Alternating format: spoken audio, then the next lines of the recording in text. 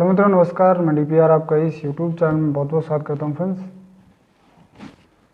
तो आज हम एक नई एंट्री का यहां पर देखने वाले हैं कि उसको हम लोग कैसे करते हैं। एंट्री का नाम है बजट कंट्रोल।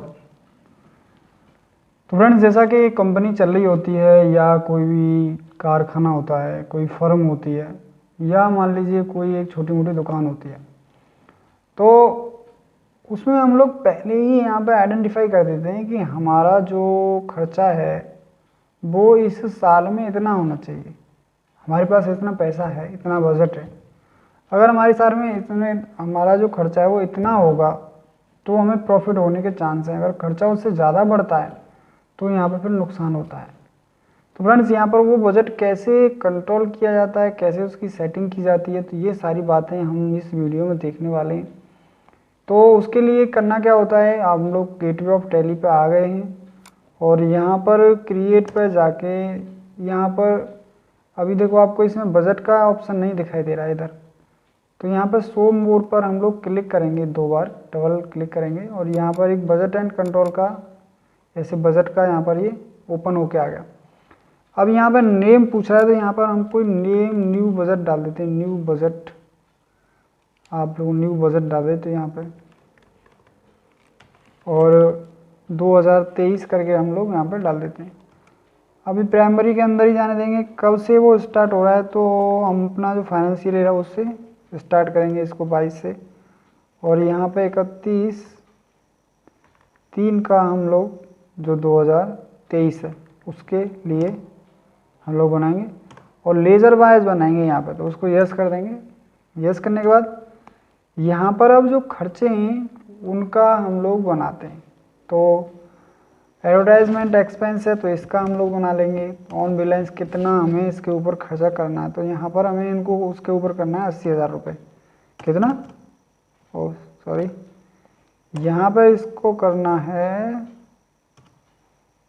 On closing 80,000।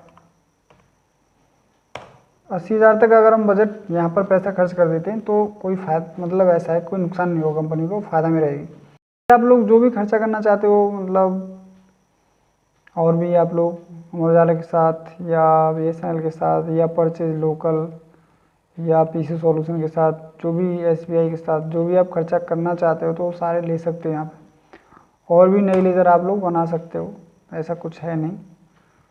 तो मैं यहाँ पे 2 ही ले रहा हूँ इसको इधर। इसका मैं 50,000 रुपये डाल देता हूँ और इसको एंटर कर देता हूँ। एंटर करने के बाद हम लोग यहाँ से बाहर निकल जाते हैं। बाहर जाने के बाद में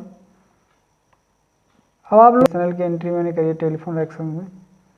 इतना खर्चा हुआ हमारा 60,000 का। इसमें BSNL वहाँ से लिया नहीं था। अमर उजाला का भी परचेज़ किया हमने, तो यहाँ 3,000 रुपये का आया इसका खर्चा, और उजाला एजेंसी को पैसा दिया है, और ये यहाँ पर HDFC से यहाँ पर BSNL को पैसा दिया है। तो इस तरीके से यहाँ पर जो भी हमने खर्चा किया है अब उसको हम लोग एंट्रीज़ में वो देख रहे हैं तो कैसे देखेंगे।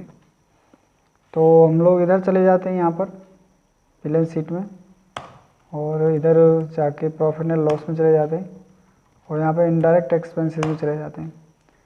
तो अभी यहाँ पे हमारा एडवर्टाइजमेंट का खर्चा 3,000 रुपये हुआ है, टेलीफोन का एक्सपेंस का 60,000 हुआ है।